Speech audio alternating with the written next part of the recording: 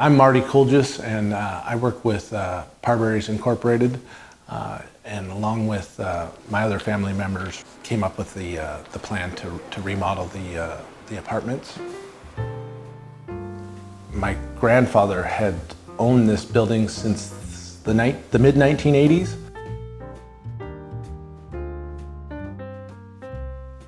And when he originally bought the building, it had 19 apartment units on the top floor, and then the ground level floor was like a hair salon and a bookstore.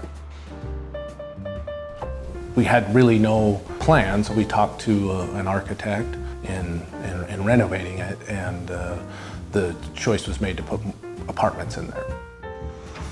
We have a recycling center, a scrap metal yard, and so I think the reuse of things was always second nature to everybody in our family.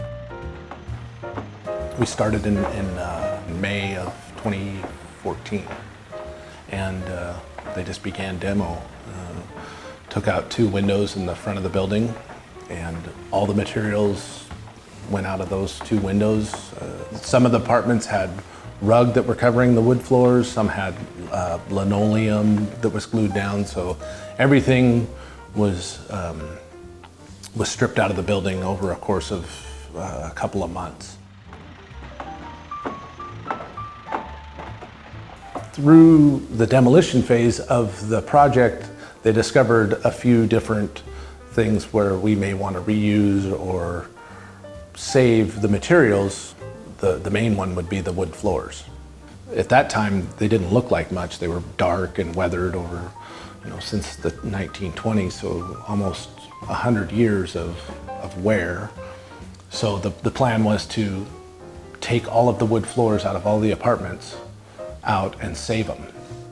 So during the demolition, they kind of started to protect those floors, so they covered them up with plywood as they were taking the walls down and whatnot. And when they got to that point, they, instead of wrecking them when they took them up, they took more time and it added more cost to the project. But we felt that it would be a smart way to go.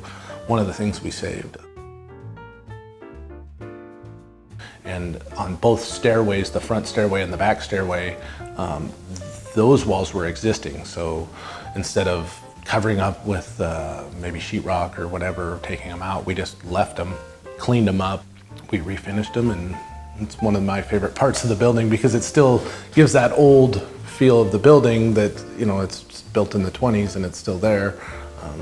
So that's one of the things that we were able to save.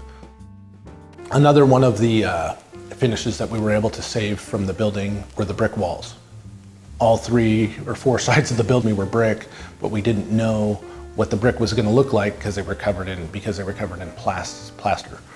They came up with an ice blasting process where ice crystals were used to clean the bricks, and then we put a sealer on them, and that turned out really well.